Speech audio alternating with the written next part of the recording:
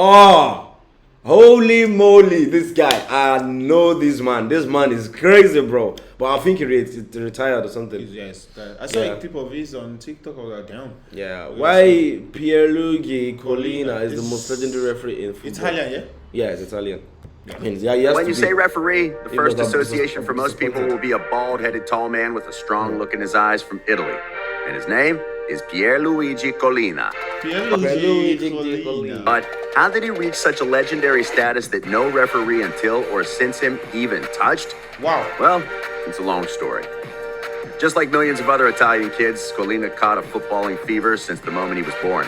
He played constantly on the streets of Bologna, but unlike many of his peers, Collina didn't ignore his studies for the sake of football. Instead, he was one of the best in his class throughout primary and middle school. He realized that the footballing career wasn't realistic. He played as a center back, which made sense given his height and strength.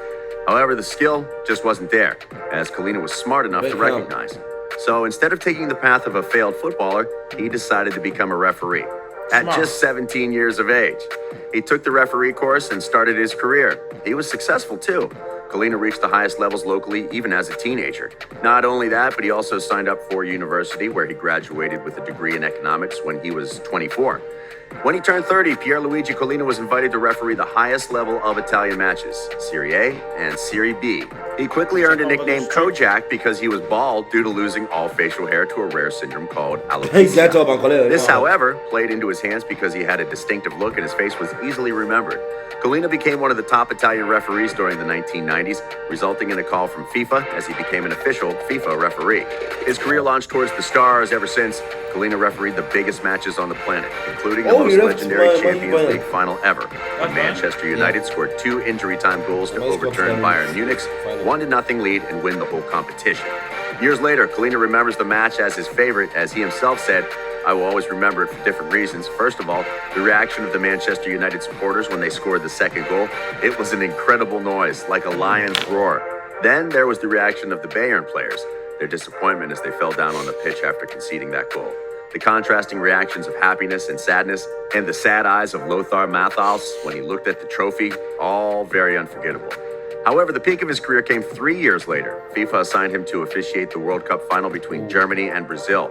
The Brazilians won the match, but aside from Ronaldo's magic, Pierluigi Collina was one of the most memorable faces from that World Cup, and he gained a massive following in Asia after the tournament. In fact, he was so popular that the Japanese company Konami put him on the cover of Pro Evolution 3 and Pro Evolution 4. What the fuck? A referee. A referee. Wow. This was the period when Collina made history because he is the only referee ever to win IFFHS World's Best Referee Award 6 times in a row, from 1998 to 2003. Not only that, but Collina was also Serie A Referee of the Year a whopping 7 times. His integrity, however, was confirmed after he retired in 2005.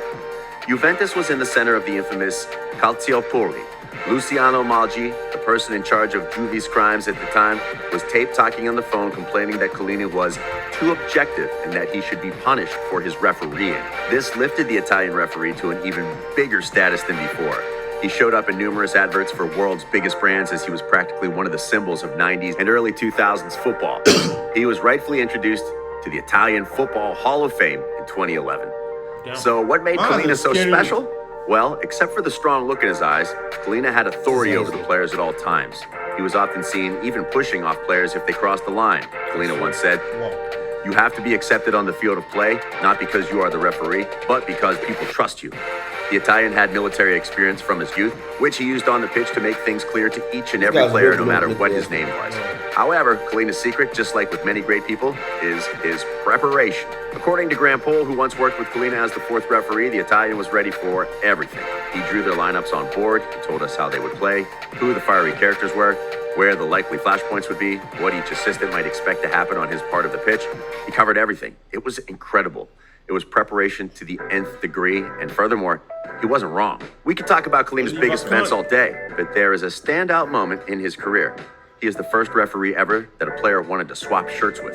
Unironically, it was David Beckham who swapped shirts with Collina in the 2002 World Cup. The big Italian is also bizarrely famous in Turkey because no Turkish team ever, either international or club, lost when Collina was officiating the match. A man who changed football refereeing forever, took things to a higher level. Pierluigi Collina was a revolutionary in Guardiola. his own right. He Is it not Pep Guardiola? Is it? Yeah. nowadays works as a member of UEFA Referees Committee, overseeing the new generation of referees with all of his knowledge, reputation, and experience. Fast Kelly. Oh shit! Wow. Okay. I mean, Okay. damn. I thought they were gonna like show some action on the moments, pitch, yeah. but we can see that later. Let's know, guys, why Pierluigi Collina is the most energy referee in football. Yet to see next time. Peace.